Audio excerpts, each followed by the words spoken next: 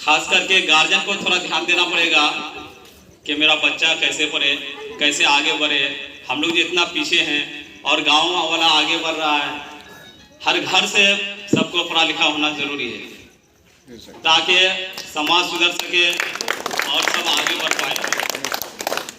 अगर एक घर में अगर एक बच्चा भी पढ़ लेगा तो धीरे धीरे उसका घर सुधरने के कगार भी रहेगा और सुधर जाएगा और आगे वो बढ़ेगा।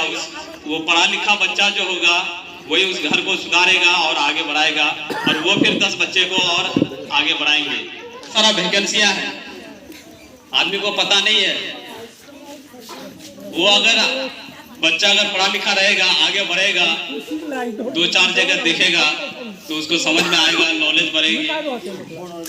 ठीक है, तो उससे वो क्या करेगा, अपना फॉर्म भर करके वो आगे उससे बढ़ करके नौकरी पा सकती है। हमारे इलाके में तालीम का सिलसिला बहुत सा मतलब रुक सा गया है। लोग तालीम के प्रति लोगों का रुझान ही खत्म है।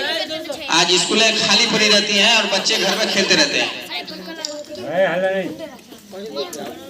हम तब तक कामयाब नहीं हो सकते हैं जब तक हम अपने बच्चों को स्कूल में लिया के नहीं छोड़ें और वहाँ 4 बजे तक उसको वही देखना है।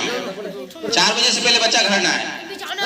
जब तक सब गार्जियन ये सोच लेंगे कि हमारा बच्चा का जो है अभी से 15-18 साल तक उसका वक्त स्कूल में ही गुजरे, जब ये सोच लेगा आदमी तो उसका बच्चा, सबका बच्चा कामयाब होगा। इल्म वो दौलत है जो कभी लुटती नहीं।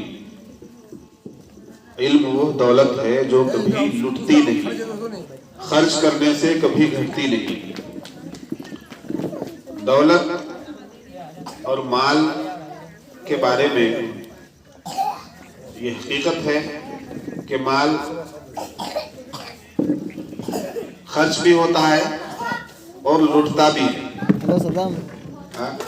सद्दाम, पहले के जमाने में डकैती होती थी। क्या होती थी? कपड़ा सब डकैती होती थी और पूरा का पूरा घर एक ही रात में खाली हो जाता था। तो क्या हुआ, माल लुट गया। सब लेके आ जाओ, मतलब कॉल किया था, दुकान बंद करेगा, लुट गया। हेलो, और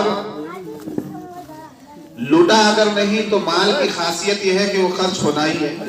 अगर किसी का माल महफूज है, लुटेगा तो नहीं लेकिन खर्च जरूर होगा, खर्च जरूर होगा।